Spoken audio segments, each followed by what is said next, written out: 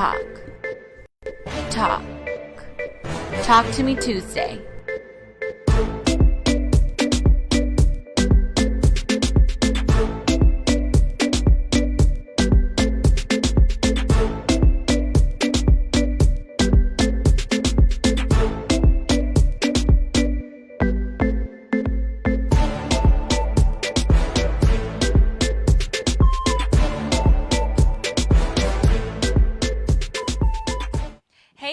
Welcome to Talk to Me Tuesday on a Tuesday. I'm your host, Mari B, and today we're going to have a very special show. I know, I say that every single show, but for real, today's a special show because it's our anniversary. Hey, this is exciting. So Talk to Me Tuesday turns 4 today. 4 years that we've been on this platform, having this show, having great guests to come on, tell their stories, and have you guys watch and support. I can't thank you guys enough. So I want to start off by saying thank you. Thank you for all of you guys that have watched, have supported us, not only Tuesday by Tuesday, but month by month and year by year. And here we are 4 years later. So I want to thank all of you guys. I also want to thank all our guests that we've ever had on the show for 4 years. We've had some amazing people come on the show and tell their story, including this year, which this year we're going to actually kind of recap what happened this year. So that way you guys can highlight and see all the shows in a quick blink and see everything. So I want to thank all our guests for just being willing. And even during a pandemic, we were still able to have this show. We got creative, we busted out our Zoom calls, and we were able to touch more guests, more lives nationwide.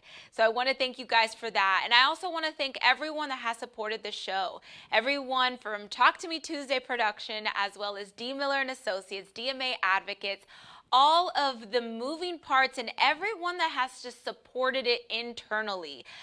Whether it's by watching it, whether it's just by giving us a big hoorah, thank you. Thank you for everything that you guys have done. So look, we're going to go ahead and get started. So today we're going to do a countdown. We do this every year. We celebrate, we get balloons, and you guys are going to see on the screen a lot of cool stuff. So we're going to basically highlight the top videos, top guests, top topics. These top shows and topics are really derived by you guys, right? If it wasn't you guys viewing it, telling us that you guys love the topic, love the guest, and have shared it amongst yourselves, we wouldn't be here, right? So we are going to do a top 15 countdown. If you guys want to load in the comments section your favorite videos of the year, if you guys want to say your favorite guest that was on the year, feel free to let us know in the comment section. I will be replying here shortly as well to you guys.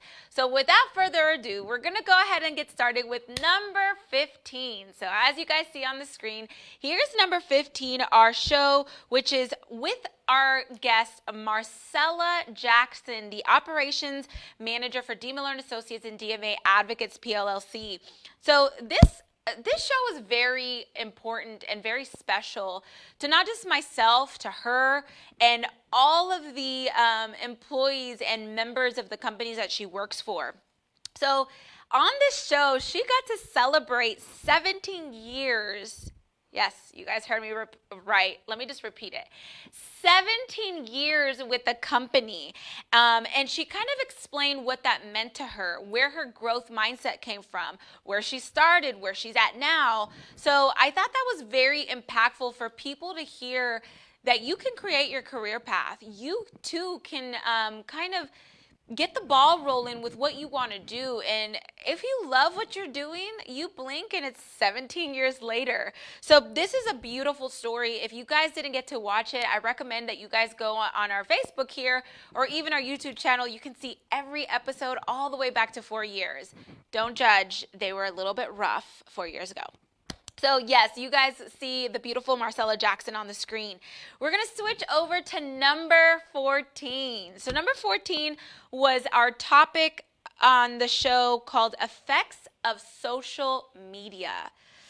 Whew, I need to take a deep breath for this one. So This show was very important. And if you are a parent, an individual who is watching, or anyone that's just on social media, this show is really, really important to you because we talked about what social media means, what it does to consumers and users psychologically. All the way from infants, babies. I know you guys may want to say, okay, let me entertain my child, YouTube, right? To a child, a teenager, or even adults, it has some type of psychological effect. And, bringing this topic to the forefront and having an open discussion was really, really important for, our community and what we can do to do things differently, right? So we talked about the mental, the psychological, the data on how it is affecting our kids, our youth. So I think this is a good show for anyone that is a user or that has any type of social media, so you can kind of see how deep this goes. We also mentioned there's a couple of movies, right, that kind of highlight the social media. I think one is the Facebook Dilemma or something called like that. You'll see it in the comment section. Great movie. You guys really get to see the algorithm, how deep it goes, all that good stuff. So very important show, and you guys agreed because you guys loved this show. So our next countdown is number 13. Our video number 13 for this year is our guest, Ebony Ford. She melts my heart. Ebony Ford was on our show to talk about lupus awareness as well as March of Dimes. She talked about a story. She talked about her journey with lupus and then where it brought her to, being a mother and motherhood and the pregnancy and then her child being born as a preemie and the effects. All of that having to do with lupus. I think this is something very real, and I know a lot of us may not either want to talk about it or talk about it, but she was so open to come on the show and talk about her journey, her story, and what it meant and the effects that it had on her and her family. So I think this one was a very important one. If you guys are anyone that suffers from lupus, even being a premature baby, or if you are a family member that knows of someone, this is a good show because you really get to see the perspective of that person and what they've gone through and what they've done to try to be positive every day when they wake up in the morning, try to be positive to overcome the day. I think it's super important. So take a look at this video. Now, our next video is our number 12 spot, which is our back to school video. So this was a fun one, right? This one was a fun one because we really talked about what to expect when going back to school after a pandemic. Okay, you would never think that we would have this conversation because you're thinking, back to school, it's just like any other year. This year was different than any other year because our babies, our kiddos were at the school, actually they were not at the school, they were at home doing virtual learning for a whole year. You parents had to become virtual teachers and had to teach your children. And I think that was a very big adjustment for all of us. And this year, a lot of the schools did go back. This year, a lot of the schools did create a mask mandate for the babies and the kiddos.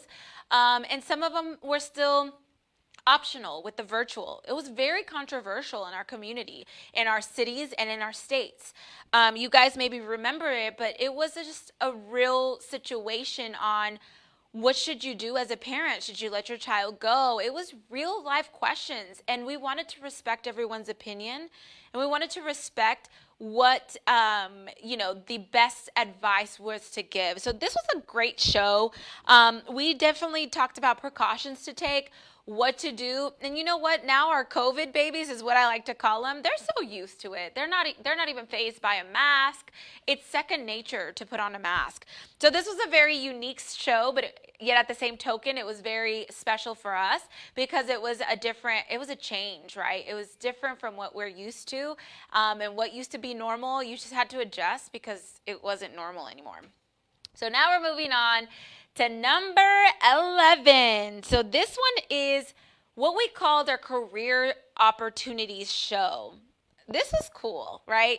again, going back into the pandemic and COVID and what it's changed a lot in the schooling for our kids. It's changed a lot in the mental awareness psychologically, and it's changed a lot in the job workforce, right? So we talked here about the careers and job opportunities that there is, but more specifically, the careers and opportunities there is here at our law firm and our intake center, D. Miller and Associates and DMA Advocates.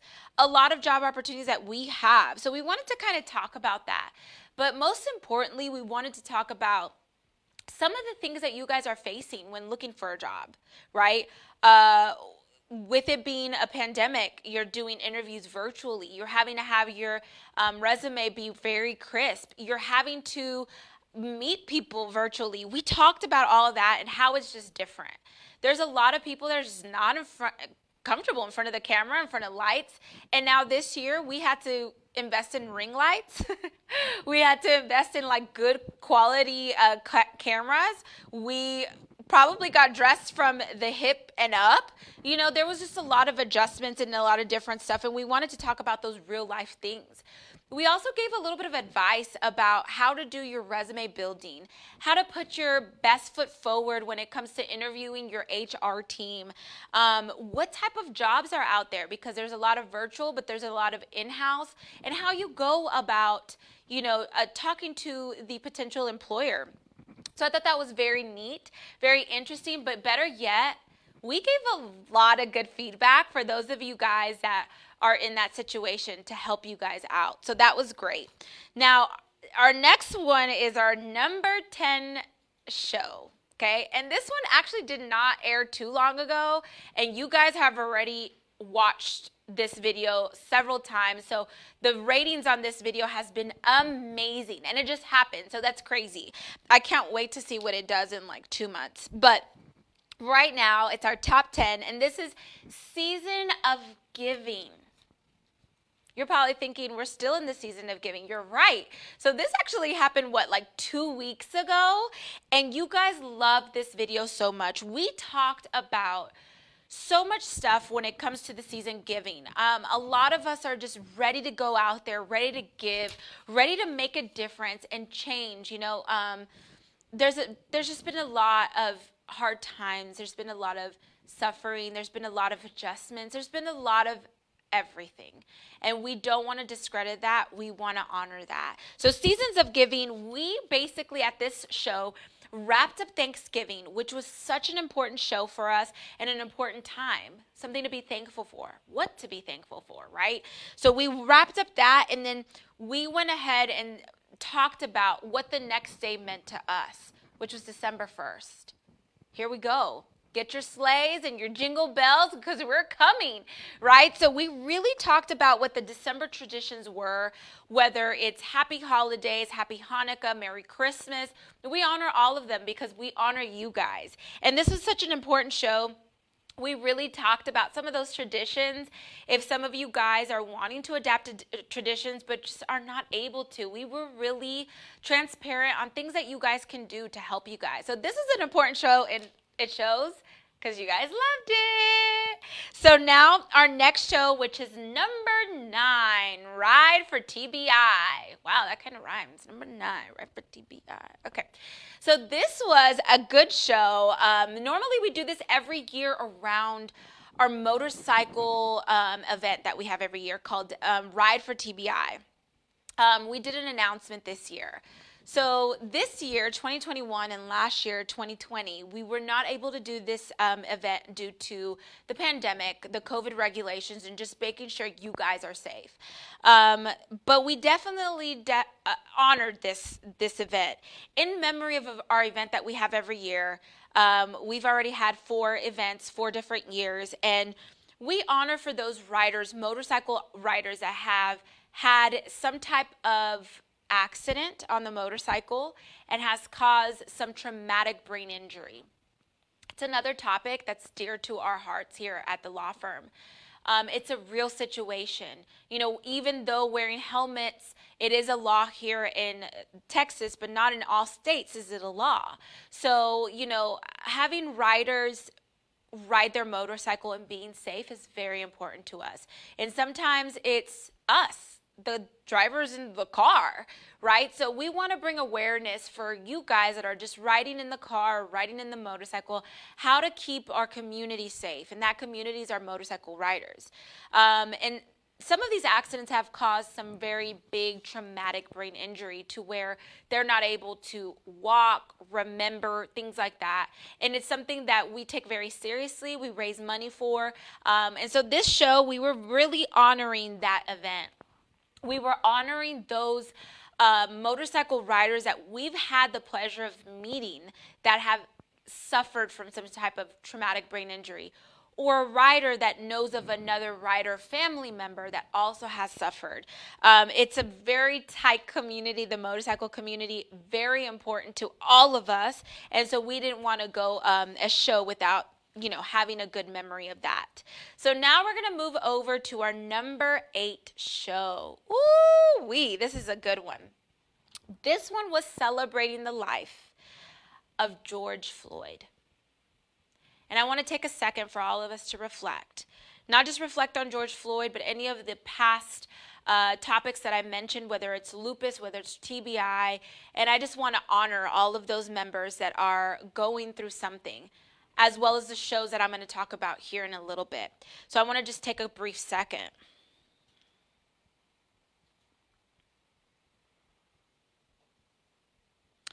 So thank you for joining me on that moment of silence. So this show is very important because this actually landed on the 1-year anniversary of his death. The 1-year anniversary of where, if you guys haven't seen the video due to personal reasons, we definitely want to honor that. But due to something that happened, a crime outside of a shop, that the police were involved, and a young man that his life was taken. So we celebrated what he meant to us. We celebrated what he meant to this firm. We celebrated what he meant to our community and the impact that he had on all of us worldwide.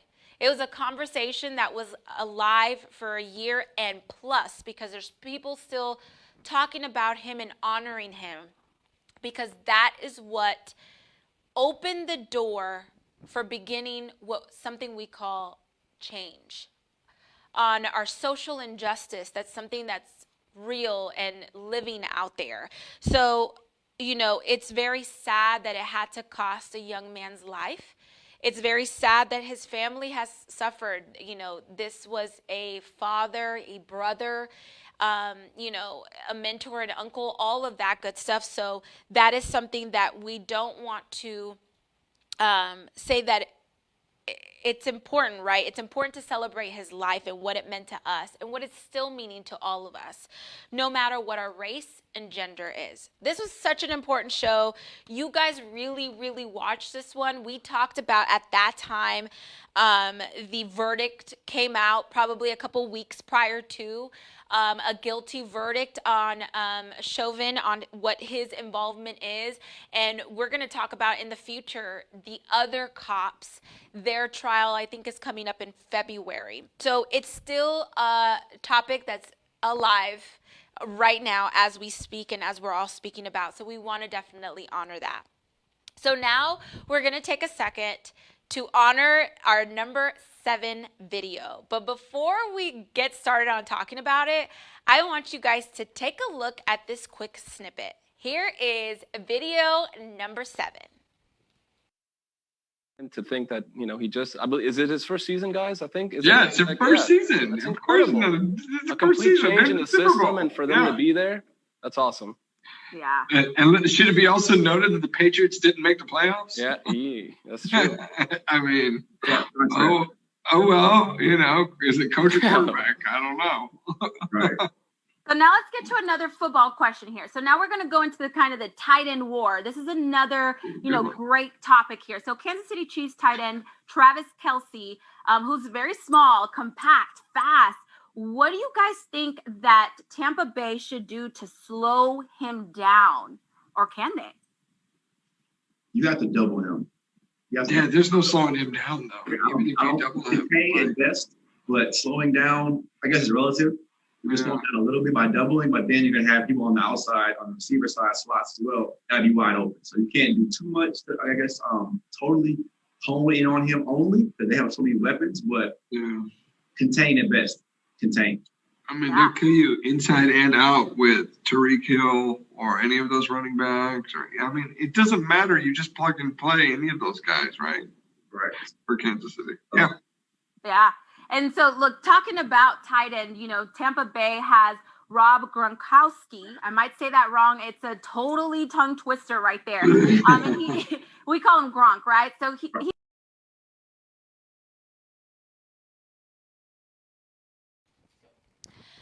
So this was a cool show, okay? You guys got to hear it a little bit. This was our Super Bowl 2021, this year, right? Hold on, it's crazy to think that February feels like yesterday, but it was almost, 10 months ago, this is just crazy. I'm a little bit mind blown. But yes, Super Bowl 2021, where we were celebrating Tampa Bay Buccaneers and Kansas City Chiefs Mahomes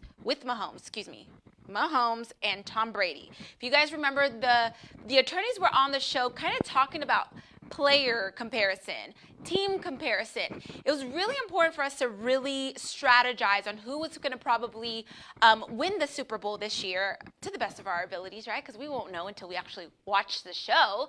But that's what this show was about. And look, we had really cool, strong men. All of them are our attorneys, right? So our attorneys are very sports enthusiasts and sports fanatics. So you had the attorney Ramesh Raguthaman, attorney Clarence King, and attorney Marcelo Hoffman that were on kind of really analyzing with me, what does this look like and what does this feel like for the Tampa Bay Buccaneers or the Kansas City Chiefs?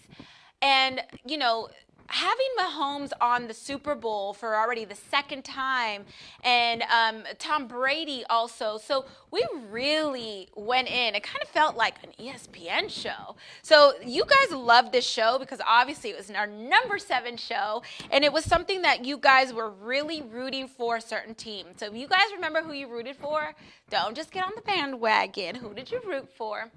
Let us know in the comment section. So now we're going to move on to show number 6. All right, so this show here was called our Sexual Abuse Awareness Month and our USC Sexual Abuse. We kind of talked about both, okay?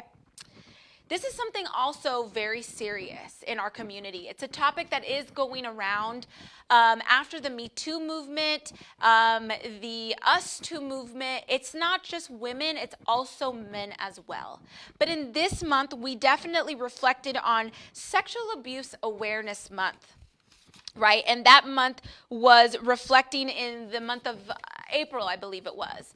So it's very specific. The color I was wearing in the show, or over here at the show, is that teal color. That's the ribbon that you wear in order to honor this month and what it means to you. It's very dear to our hearts because we have, at the law firm that our employees work with, we have a lot of cases that are sexual abuse. We also have another show called Brave Embrace that also highlights on some of these stories. We have a lot of amazing survivors, a lot of survivors that are willing to come up on the platform and stand tall and tell you their story. We've also had attorney Andy Rubenstein on here kind of talking a little bit about what this means to him being the attorney to represent these clients. From all over the world, from all types of race and gender. And it's very beautiful to have his perspective and talk to us about how serious this topic is in our community. What can we do as a community to make these changes and help our youth, our adults, our neighbors, anybody that may be going through it? So this is a very important show. I can actually talk for another 30 minutes about it because it's such a real life thing and it's dear to my heart. So I recommend that you guys take a look at that. And I also recommend that you guys look at our sister show, Brave Embrace. Our sister show highlights every single guest a survivor that has been through either some type of sexual abuse, human trafficking, anything like that they have suffered. They come on here openly to speak about it. So now we're going to go with our number 5 video. And this was Mira Ravel, who she kind of spoke about, she's a speech therapist. So we talked about the importance of speech therapy and what that looks like for specifically our babies, some of our adults, why there is a need of speech therapy, why you would want to seek it. And I thought this was super interesting because she really went into details of if someone has a speech slur, or if someone has a stutter, or if someone just cannot start speaking, after car accidents, some of those things that happen. This was extremely important. So car accidents, traumatic brain injury, motorcycle accidents, or any other big trauma like that can cause to where the speech therapy is either delayed or goes backwards. Wow, this show is so interesting because I didn't know some of these things and some of these setbacks that some of, either clients or individuals face. And it's a real thing. And she has a lot of knowledge. She's been through schooling several years to kind of talk a little bit about these details. So definitely take a look at that. That's our number 5 video. Now we're going to go into our number 4 video. Woo! The Olympic Games. We talked about our red, white, and blue Summer Olympics that happened this year. It was supposed to actually happen in 2020. It got delayed due to the pandemic. So guess what? It happened this year. It was a big deal. Worldwide, there was a, intro that was awesome. There was just a lot of great things. USA brought a lot of medals home. And we are so proud of each and every one of those individuals. There were some youngins. I think the youngest athlete was 12 years old, and the oldest, I can't remember the oldest, maybe I think 60 years old. It's definitely something we talk about in the show, and I thought that was so interesting because no matter your age, don't ever feel like you can't accomplish a huge goal like this, right? So we really went into those details, and you guys love the Olympic Games. Not only did you guys love it, you guys like to see what some of those updates were, what was going on. And I mean, I'm guilty. I was glued to the TV. I was glued to the app. I'm like, okay, is it going to be the skating? Is it going to be the track and field? I was ready. But the bad thing I would say is they aired at different times of the day because it was happening overseas. So that was the only thing. While I was sleeping, I wanted to sleep. So let me know what you guys thought. If you guys got to watch it, if you guys got to stream it live, all that good stuff. So now we're down to the top 3. Top 3, I think this is very important. And we're actually going to take a second to show you each one of these videos on the screen, right here on the screen, so you guys can kind of see what these videos are about.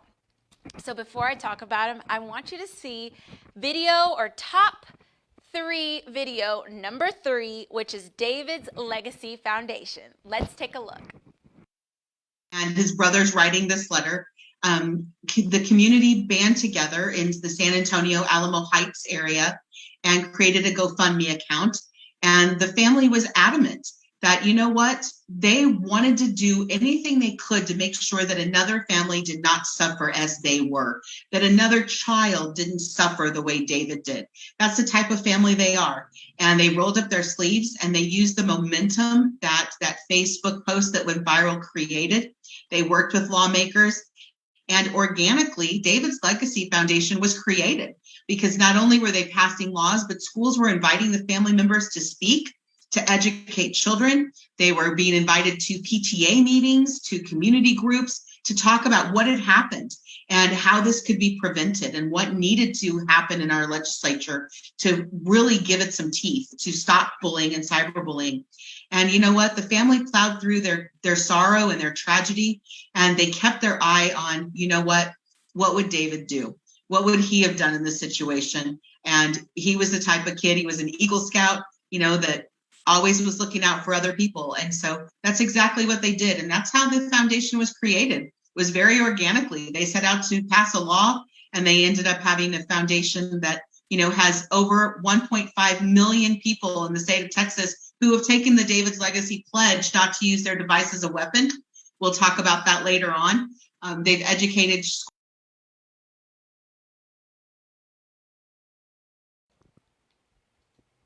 So that was such a beautiful show. That was called our David's Legacy Foundation. As you guys heard, she kind of talked a little bit about what the foundation was about, why was it founded, and some of the reasons why. This was a very important show because we really brought to the forefront a topic that is talked about but not really: bullying. Bullying at schools, bullying at a workplace. This is a real life situation that is happening to our youth right now. Whether I think the numbers and the data shows more of an increase to our middle school and our high school, but our communities, we had this conversation so we can be mindful of how to treat others and how something that is being said could affect someone to the point where they may want to take their life, or they may want to do damage to someone, or some of these things that are very heartfelt that we see on the news. It's all, some of it, not all of it, derived by some type of bullying. And in this situation, it was a young man named David Molak. And David was in Alamo Heights in San Antonio. Very amazing family and a family foundation that they had, that they started this foundation. So they now go around not just Texas, the city of San Antonio, but also other states, and talk about what bullying does, how to not have certain words be said, and maybe saying things a little bit different so you don't bully. Nowadays, the numbers are so high because the bullying doesn't just stop at the school and you can go home and turn off the noise. That's what happened when I was in school. In other words, the bullying continues when you get home. Why? Because you have applications, you have social media, you have a bunch of methods of communication now through your device that students and or youth members can still continue the bullying. It's very hard for our kiddos to turn off that noise. Not just the kiddos, it also happens to adults. And she did talk about that, and very eloquently, how we need to change certain mindsets as not just adults, as parents and our kids, how we can teach that, because these are real life situations and lives are being lost till this day. David's Legacy Foundation was hopefully to bring those numbers down. And as she mentioned in this show, the numbers are still there. So we want to create awareness. We want to make sure you guys look at this show. They are changing laws. They're making sure that they can do an investigation at the schools so that they can look into these devices on what these kids are saying, right? And put an end to it. So this is very important. I think you guys should definitely take a look at our number 3 video when you get some time and see the real life situation that's going out there. Now, we're down to the last 2 videos, and these last 2 are pretty fun. So now I want you guys to take a look at our video number 2. And this video is with Chef Emily Hurst. She's from the Hell's Kitchen show, Young Guns. Let's take a look. So I am 25 now, born and raised in Texas, San Antonio. So I am a true Texas girl, love my barbecue. However, I found a plant-based diet about 4 years ago. So I am a plant-based chef. I specialize in cooking vegetables, vegan and vegetarian cuisine, sometimes gluten-free. And I found that through a negative relationship with food I had as a result of being a dancer. So I was a dancer way before I was a chef. That was my first passion. I danced for about 21 years. About 20 years, and loved it. It was my identity. I made it up to the collegiate level, went to the University of Texas at Austin, and just found that it wasn't fitting my lifestyle, and it was a very eye-opening experience for me. And that was kind of the first time that I realized that, oh, wow, this might not be my identity anymore. And how can I find an identity that is also going to be healing to me? And so I was able to find this amazing plant-based lifestyle. And through research and cooking and just finding love for food again, I grew a new passion. I grew a new identity. And I became so passionate about it that I wanted to do it for a living. So Nice. culinary school after, and then the rest is history with Hell's Kitchen. And yeah, so I'm very lucky that I found something through struggle and through hardship that I can help others with in my career. I feel very, very lucky and privileged to have gone through that, because I know everybody goes through hard times. And I'm thankful that my hard time led me to something great like Hell's Kitchen and like helping other young women and men across the world. Oh, sweet Emily. She was an amazing person. Definitely go take a look at this. This was our top 2. She was actually a chef on the show called Hell's Kitchen, which you guys have probably seen, but the special edition called Young Guns. So it's a certain age range. She came on the show. As you guys can hear, you kind of heard her story. What even got her started in the food industry, right? What got her started on being a chef? And as you guys can kind of hear, a lot of our shows that are trending pretty high in the rankings is these conversations we need to have, right? Emily was talking about some of the experiences that she had and how it caused a certain type of relationship with food and how she wanted to change that. I think that was very important because that actually changed her life. It opened up the door, and now look at where she's at. This young lady talked about her experience as a vegan cook, but not just her experience as a vegan cook, but her experience as a vegan cook as a chef, right? In Hell's Kitchen, where you do get challenges, and your challenges that you're getting is to cook a specific kind of stuff. You know, meat, fish, chicken. It doesn't matter. She had the challenge of trying out different things, right? So she really talks in this show on how she got to do some of her vegan plates, how she did have some challenges, right? To where they said to use meat, and she doesn't cook meat. She doesn't eat it. So that was a little bit of a challenge, but it really allowed her to come out of her comfort zone and to really learn. And I thought that was very interesting from the chef's perspective. And then she kind of went into the experience as being on the show. What did that mean to her? What did that look like? How difficult it was, how scary it was. It was during the pandemic. They had to quarantine. It was a lot. You guys will be very, very interested in this show, because she kind of gives you in the scenes and behind the scenes and what does that look like. So if you guys are fanatic like me of Hell's Kitchen, you definitely want to go watch this, because there's so many different seasons of the Young Guns and the Hell's Kitchen. So this is a good little perspective and showing you a little bit more in a fine-tooth comb of what that world really looks like, right? So that was our number 2 show, my sweet Emily.